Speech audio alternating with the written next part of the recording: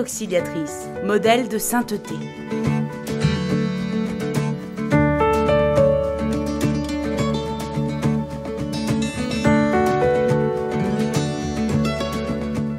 Marie est mère et maîtresse de vie.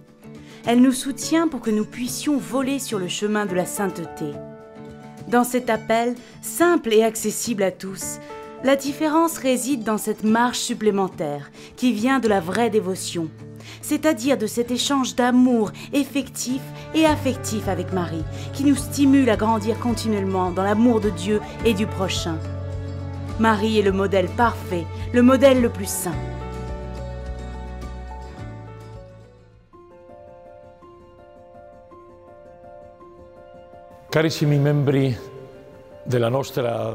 Chers membres de la famille salésienne et chers jeunes, dans cette neuvaine à Marie Auxiliatrice, je voudrais vous offrir un secret de sainteté, ou plutôt le secret de Marie. Ce secret n'est pas quelque chose d'inaccessible ou de réservé à quelques privilégiés. C'est quelque chose que nous pouvons expérimenter dans les actions quotidiennes, dans les choses les plus ordinaires de la vie. C'est un don, une grâce que nous pouvons demander directement à l'Esprit Saint et à Marie elle-même. Oui, Dieu désire que vous deveniez saints, que vous atteigniez la plénitude de la vie dans votre existence ici-bas et que vous partagiez sa gloire dans l'éternité. La sainteté n'est pas un privilège réservé à quelques-uns, mais un appel universel, une vocation pour chacun de nous. Cela signifie que chacune de nos pensées, de nos paroles, de nos actions, de nos souffrances, de nos aspirations doit être dirigée vers Dieu. Il n'y a aucune raison d'avoir peur. Si vous permettez à Dieu d'habiter en vous, son amour transformera votre vie en un chef-d'œuvre de sainteté. Le chemin de la sainteté est marqué par l'évangile de Jésus,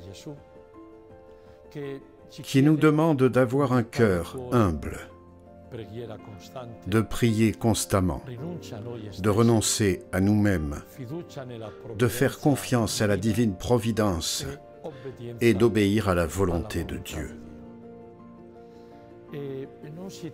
Il ne s'agit pas d'efforts volontaristes ou d'amélioration de soi, mais plutôt d'accepter la grâce et l'aide de Dieu avec humilité et confiance.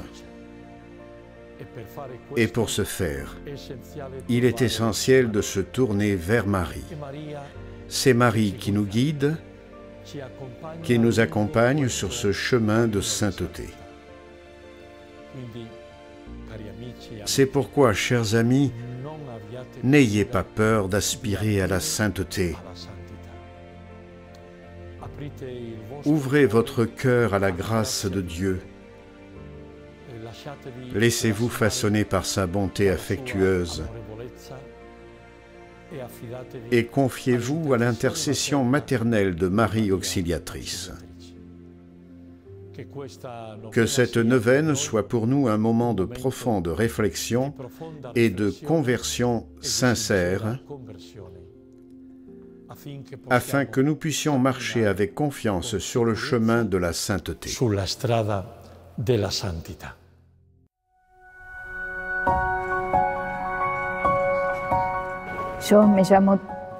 Je m'appelle Teresita Ferretti. Je suis née le 9 août 1939, c'est-à-dire il y a 84 ans, et je suis née ici, à La Plata. Nous sommes dans la belle chapelle de notre collège Marie Auxiliatrice de La Plata. Eh bien, pour vous parler de mes rêves, je dois vous emmener faire un tour là où tout a commencé. Il est vrai que Don Bosco a rêvé et de son grand rêve sont nés d'autres rêves. Mais il y avait quelqu'un qui rêvait avant Don Bosco, qui était Dieu et qui pensait à chacun de nous, à vous, à tous. En fin d'école primaire, alors que j'avais déjà 14 ans, j'ai dit que je voulais être enseignante. Je suis allée au 4e magistère et au 5e magistère, où j'ai obtenu mon diplôme. Je l'ai terminé à la Casa de Bernal. Parce qu'ici, et c'est la clé pour moi, j'ai rencontré sœur Béatrice Rodriguez, une religieuse qui nous aimait beaucoup, qui a pris soin de nous, qui nous a donné des conseils d'avant-garde, parce qu'ils sont valables encore aujourd'hui. Et puis un jour, j'ai dit: je veux être comme vous. Mon rêve est d'être comme vous. Elle a répondu: tu veux être une petite sœur? Je vous le dis, je veux être comme vous. Puis la sœur a appelé ma maman et lui a dit cela, juste en face de la porte par laquelle nous sommes entrés, sur les mêmes bords d'il y a 62 ans et que nous trouvons aujourd'hui. Et ma maman, quand la sœur lui a dit que je voulais devenir religieuse et fille de Marie Auxiliatrice, m'a répondu que je disais cela en me souvenant d'elle. Elle m'a dit: je ne veux pas que tu me reproches, quand tu seras grande, de ne pas avoir été heureuse à cause de moi. Mais tu reviendras dans un mois, parce que tu ne te soumettras pas à d'autres qui te commanderont. Elle tourna les talons et s'en alla. Ce furent mes adieux, le 7 décembre 1955, en pleine époque de Péronne. Eh bien, mes rêves se réalisaient. Mais comme religieuse, comme fille de Marie Auxiliatrice, j'avais un autre rêve. Je sentais que la spiritualité que je voulais vivre ne me convenait pas très bien. Je ne sais pas si c'est parce que je ne suis pas une très grande priante. Je prie, mais je dis également à Jésus que Don Bosco disait que le travail est aussi prière. J'ai toujours travaillé dur, avec beaucoup d'enthousiasme et d'amour. Mais je savais que j'étais sur la corde raide sur ce point de la spiritualité, jusqu'à ce que je pense que j'ai réalisé mon rêve. Que Dieu m'a mise en contact avec un grand ami qui est encore en vie. Ce grand ami m'a parlé d'une spiritualité intégrale qui commence par les désirs, les affections et la prière. C'est comme si le rêve devenait de plus en plus clair pour moi. Je voulais faire tout ce que je faisais. Mais je voulais aussi progresser spirituellement en tant que fille de Marie Auxiliatrice. J'avais une conception différente de la spiritualité, où tout ce qui était corporel était du temps, n'avait aucune valeur. Je considère que ceux qui séparent le corps de l'esprit sont comme morts, comme mutilés, comme malades. Et c'est précisément cette spiritualité qui m'a fait découvrir que je lui ai donné, à lui, Dieu, le meilleur, ce que j'aurais pu apprécier le plus au monde et que je veux continuer à lui donner jusqu'à la fin. Sans lui, rien de ce que je fais n'aurait de sens, pas même le fait d'avoir laissé ma maman seule, d'avoir étudié comme je l'ai fait, d'avoir fait tous les voyages, les exercices spirituels, les cours, tout l'amour que j'ai donné n'aurait pas de sens si cela n'avait pas été pour lui.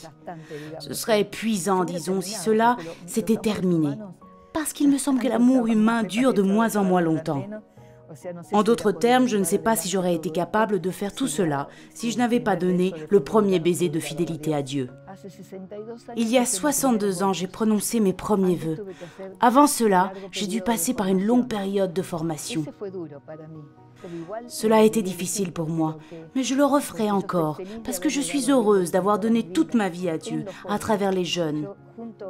Je réponds à l'appel de Dieu, je le rejoins avec les jeunes, surtout les plus grands. Je le referai sans aucun doute. Les jeunes sont très réceptifs, plus qu'ils ne le pensent. Ils n'en ont pas l'air, mais ils le sont. Il suffit de s'intéresser à eux pour les conquérir. Si vous les aimez, si vous leur montrez de l'intérêt, ils s'ouvrent à vous comme une fleur. Ils vous ouvrent leur cœur, ils vous disent tout ce qu'ils pensent, ce qu'ils ressentent et ils vous en remercient. C'est moi qui leur suis reconnaissante, parce que j'apprends beaucoup de choses d'eux. Il y a aussi le jargon qu'ils utilisent.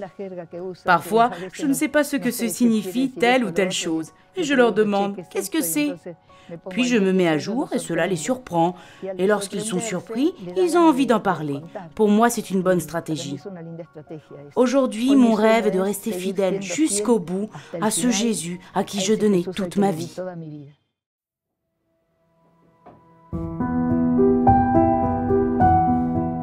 Vierge Marie, Femme sage et première disciple de Jésus, dans le silence de ton cœur, à l'ombre de l'Esprit Saint, tu as trouvé grâce auprès de Dieu et tu as engendré le Sauveur en ton sein. Fais-nous comprendre que le chemin de la sainteté est un appel universel, auquel chacun est invité à répondre. Ouvre nos cœurs à la grâce de Dieu, pour que nos pensées, nos motivations et nos actions quotidiennes soient toutes orientées vers Dieu. Amen.